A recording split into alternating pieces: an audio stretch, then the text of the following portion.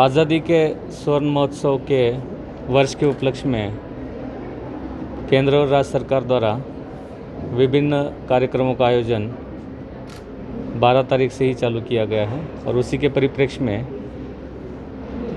ये आज का ये स्वाधीनता संग्राम के संबंध में एक फ़ोटो की प्रदर्शनी और एक ऑडियो विजुअल के माध्यम से भी ये चीज़ यहाँ पे दिखाई जाएगी। आगे दो दिन के लिए प्रदर्शनी रहेगी। हमारे स्वतंत्रता संग्राम के इतिहास के बारे में, हमारे स्वतंत्रता सेनानियों ने किए गए बलिदान के बारे में नई पीढ़ी को जानकारी मिले और वो चलचित्र के माध्यम से उस इतिहास को समझने की कोशिश करे और उसको संजोए रखने की कोशिश करे। इस दृष्टिकोण से ये प्रदर्शनी आयोजित की गई है। मैं आपके माध्यम से शहर और ज़िले के सभी लोगों को निवेदन करता हूं कि इस प्रदर्शनी को देखें और अपने इतिहास को जानने की कोशिश करें और उस पे अपने इतिहास पे गर्व करें। सूचना एवं प्रसारण मंत्रालय भारत सरकार के क्षेत्रीय लोक संपर्क ब्यूरो द्वारा आज़ादी के अमृत महोत्सव के तहत आज भीलवाड़ा में दूसरी प्रदर्शनी का आयोजन किया गया, जिसका कलेक्टर महोदय ने आज उद्घाटन किया। ये 3 दिवसीय प्रदर्शनी होगी। इस प्रदर्शनी में भीलवाड़ा ज़िले के समस्त सरकारी गैर सरकारी विद्यालय के सभी छात्र छात्राएँ,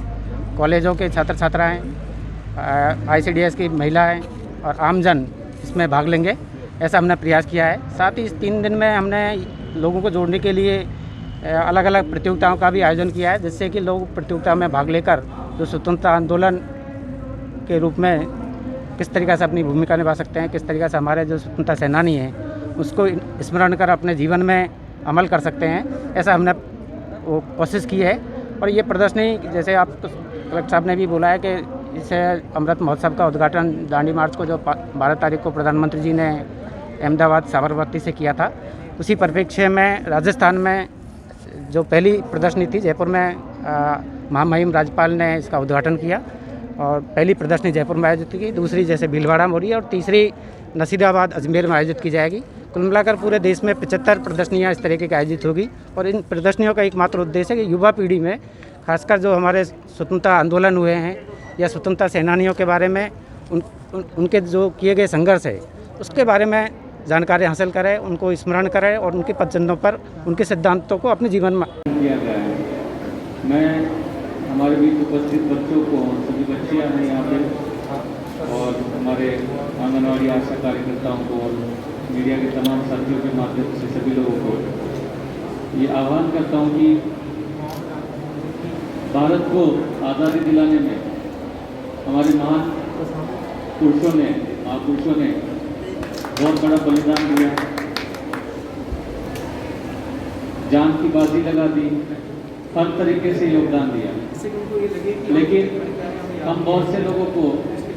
इतिहास में से तो हमने कुछ चीज़ें पढ़ी, लेकिन अब जब चलचित्र से, फोटो से, उस समय के फोटो से, वीडियो से हम उस इतिहास को देखने का और महसूस करने का प्रयास करते हैं, तो निश्चित रूप से वो एक अलग अनुभूति होती है।